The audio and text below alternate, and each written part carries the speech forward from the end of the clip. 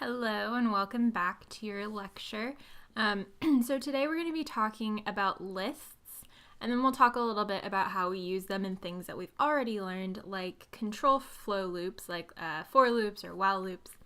So first of all, a list is just a collection in the same way that a string is a collection. It's one object that has multiple objects inside of it.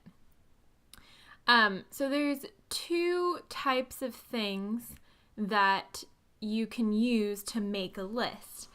The first one is this list constructor, and this list constructor will create an empty list. So if you create a variable called a and set it equal to list with these open and close parentheses, then this will create an empty list for you.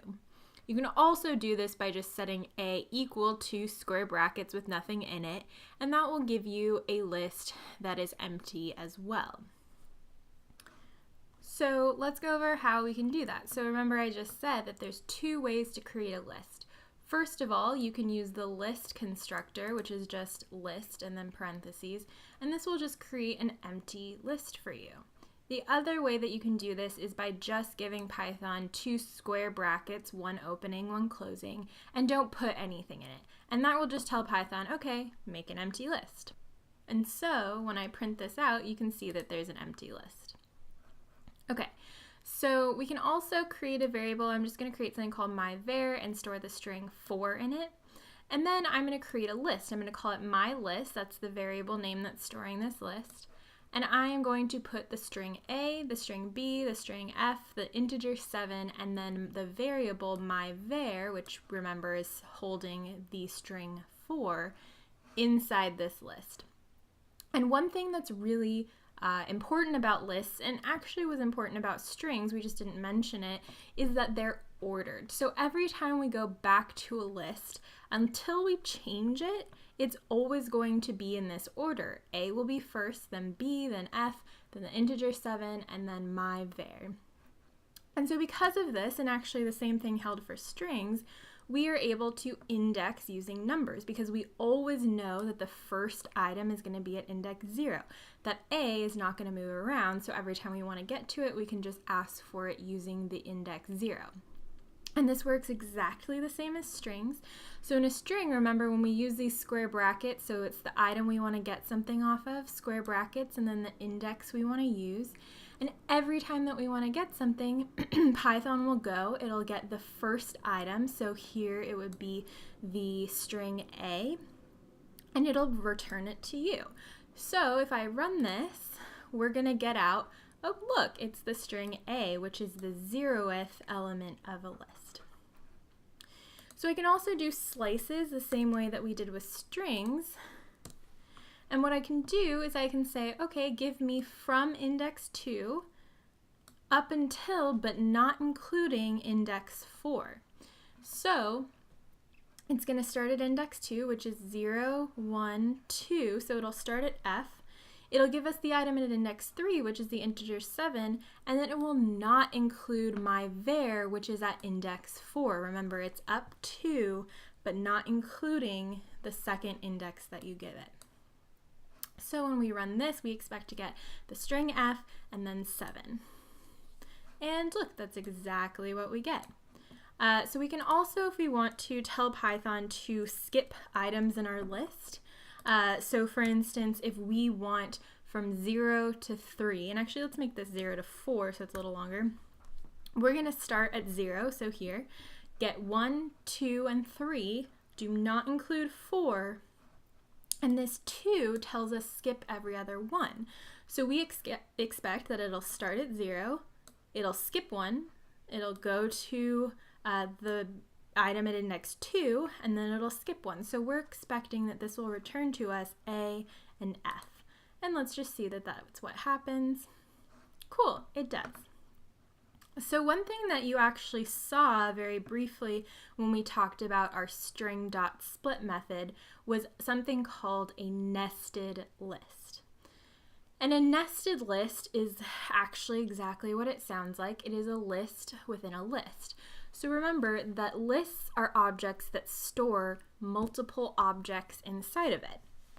And so one of those objects inside a big list can actually be another list. So you can see that's actually what I have here with this variable spreadsheet. And so what's happening here is you can see I'm starting a big list here, and it actually ends right here. And inside the first item of this list, and we can tell this, remember, because we separate items in a list with commas, and I can see that I have a comma here, which tells me this is the end of my first object. So this first item in the big list spreadsheet is another list. And this list has the strings name, hair color, eye color, and current Netflix show. And this kind of sounds like a spreadsheet or like a .csv file like we talked about before. So the next item in the list is also a list. And this one has the strings Chelsea, Brown, Brown, and The Office. Then we have another one called Tony with Brown, Green, and Black Mirror. And then a third one with Joyce, Black, Brown, and Ozarks. So you can see that each item in this big list spreadsheet is its own list, and that's totally okay. Remember, we can put pretty much any object inside of a list. So I just want to show how this prints out.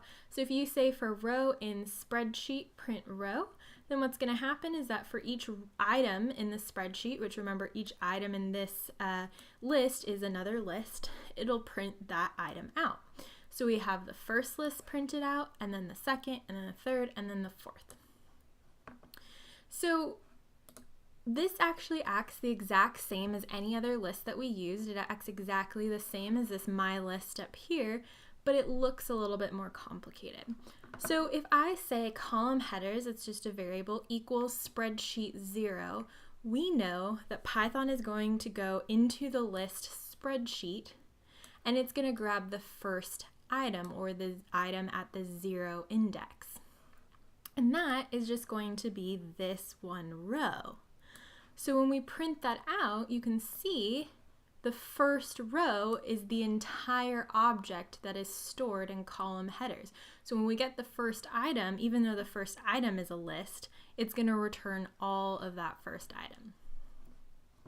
So we can also get the first row if we wanted to. We can say row 1 equals spreadsheet 1, and that's going to get the item at the 1 index, which is this, Chelsea, Brown, Brown, and The Office, and it'll return it to us. So when we print it out, we get just that one list, Chelsea, Brown, Brown, and The Office.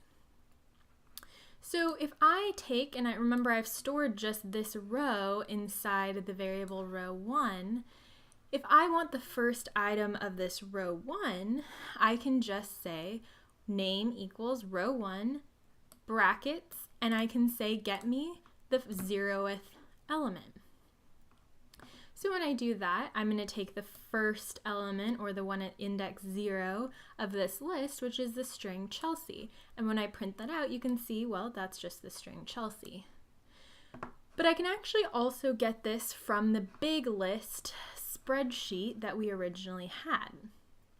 And the way that I do that is by saying, okay, first take the big list spreadsheet, and I'll scroll up just a little bit so we can see it. So that's going to be this, right? We already saw that spreadsheet 1 is equal to the entire first object, which is just this other list. Then I can actually put another square brackets on it. So this part, this spreadsheet 1, tells me get the first item from the spreadsheet, or sorry, the item at index 1 from the spreadsheet. And then from that, this second bracket says pull out the 0th element of that object, okay? So it's actually the exact same thing that we did up here, but now we're doing it in one go. So remember, we're saying, okay, first from spreadsheet, get us the item at index 1, and then from that object, which remember is just this list, get us the 0th element. And so when I print that out, it actually prints out the same thing as the cell above, because we're actually doing the exact same thing. And I just want to point out that you can actually keep doing this as long as you have a collection. So remember, in this list, we have one collection, right? It's the big list that holds all of these other lists. And inside that, the first item is a collection. And inside this list is actually more collections, because remember we learned that strings are collections. So inside this big list, we actually have 3 nested collections. We have the big list that holds everything. We have smaller lists that are objects inside the bigger list. And then we have strings that are objects inside this smaller list. So I just want you to kind of pause and think about what this means. But look, if I just wanted the capital C from Chelsea, I could say get from spreadsheet, get the item at index 1, which is this row Chelsea.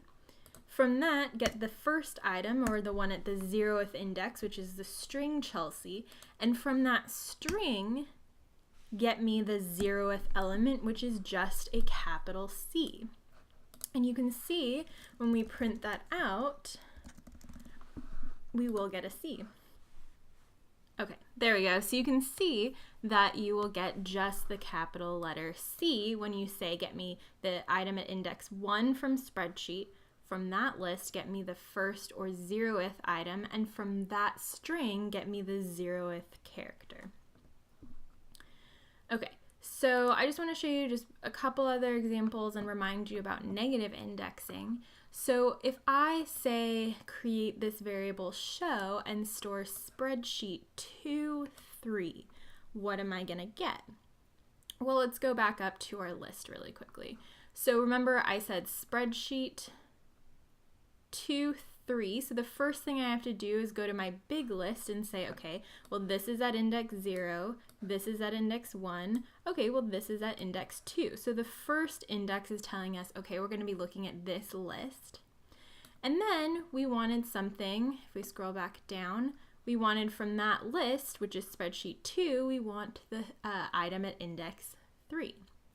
Okay, well, 0, 1, 2, 3. Okay, so the item from spreadsheet 2, which is this list, and then the item at index 3 is the string black mirror. And you can see when we print that out, we actually do get black mirror. And we see that it's printed twice, and that's because we can also, instead of saying get us the item at index 3, remember we can also say get us the item at index -1. And this works exactly the same as strings. So a positive number is going from the left to the right, and the negative number is going from the right to the left, which means -1 is the first item from the left, also known to us as the last item in the list.